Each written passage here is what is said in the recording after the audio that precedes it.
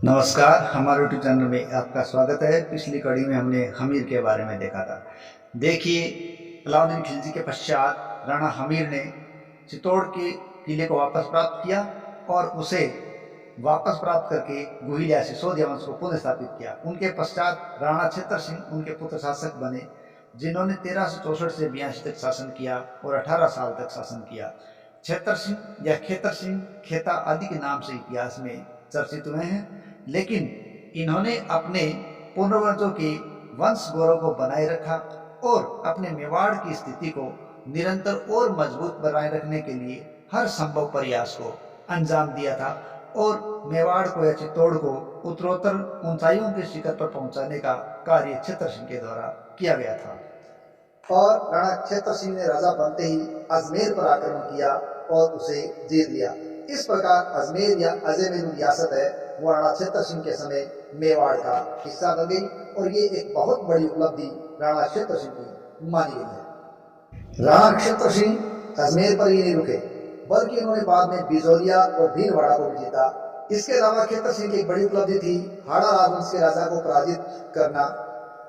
छेतर सिंह की बड़ी उपलब्धि माना जाता है और हाड़ा राजवंश को पराजित करने वाले मेवाड़ के ये प्रथम शासक माने जाते हैं।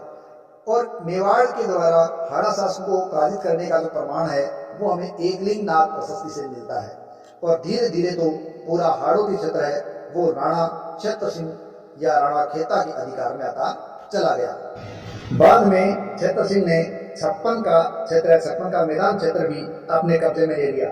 राणा खेता या छेतर सिंह ने अपने राज्य के विस्तार के अगले पड़ाव में मालवा पर कब्जा किया। देखिए, जब मालवा पर इनका आक्रमण हुआ था छेतर सिंह का, उस समय मालवा पर दिलावर खान गोरी का शासन था और दिलावर खान गोरी को राणा छेतर सिंह ने हरा दिया।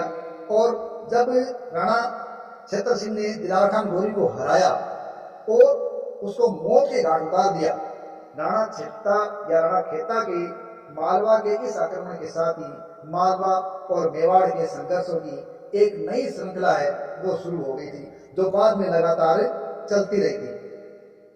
राणा छेतर सिंह के अन्य जीवन की बात करें तो एक दासी को लेकर ये इतिहास में चर्चित रहे हैं। राणा छेतर सिंह की एक दासी थी जिसका नाम था खातिन और राणा छेतर सिंह के उस खातिन से 2 पुत्र हुए थे जिसका नाम चाचा और मेरा रखा गया था। बाद में इन चाचा और मेरा ने इतिहास में नाम भी कमाया क्योंकि इन्होंने आगे चलकर एक मेवाड़ के अंदर संघर्ष स्थापित कर दिया था, क्योंकि इन्होंने आगे चलकर राणा छेतर सिंह के पोते महाराणा मोकर की हत्या कर दी थी और इस समय महाराणा मोकर वो गुजरात राज्य में विस्तार के लिए जा रहे थे। मौका पाकर चाचा और मेरा ने मोकर की हत्या कर दी, जो कि किसके पोते थे? राणा छेतर सिंह के पोते थे। इस प्रकार ये खेतर सिंह की दासी के पुत्रों ने आगे कारनामा कर दिया था। इन दोनों के अलावा मेवाड़ की रानी और राणा छेतर सिंह के कन्या पुत्र हुआ जो लख सिंह नाम का था और इतिहास में राणा लाखा के नाम से चर्चित हुआ। सन 1382 की बात है। हाड़ौती में हाड़ा चौहान शासकों को पराजित करने के बाद बूंदी के शासक लाल सिंह के साथ जब छेतर सिंह का भयंकर युद्ध हुआ तो ये ऐसा भयंकर युद्ध था जो मेवाड़ और हाड़ा दोनों के लिए एक विनाशकारी सिद्ध हुआ।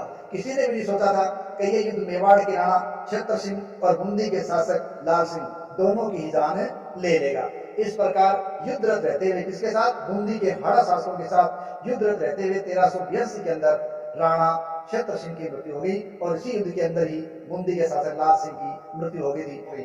छेतर सिंह ने लगभग मेवाड़ पर 18 साल तक शासन किया था।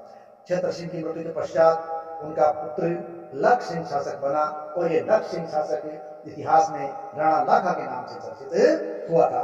इस प्रकार लख सिंह के पिता छेतर सिंह ने अपने पूर्वजों के कार्य को और मेवाड़ की यशोगाथा को, वीरता को आगे बढ़ाया और उसके मान को लगातार आगे बढ़ाते चले गए और इसी कार्य में लगे हुए अपने पूर्वजों के पथनों पर चलते हुए उन्हें मेवाड़ को और भी ऊंचाइयों तक पहुंचा दिया और साथ ही साथ एक ऐसा क्षेत्र खड़ा किया जो बाद में और भी विस्तारित होता रहा और महत्वपूर्ण उपलब्धि के रूप में अजमेर को मेवाड़ के नीचे लाने वाला।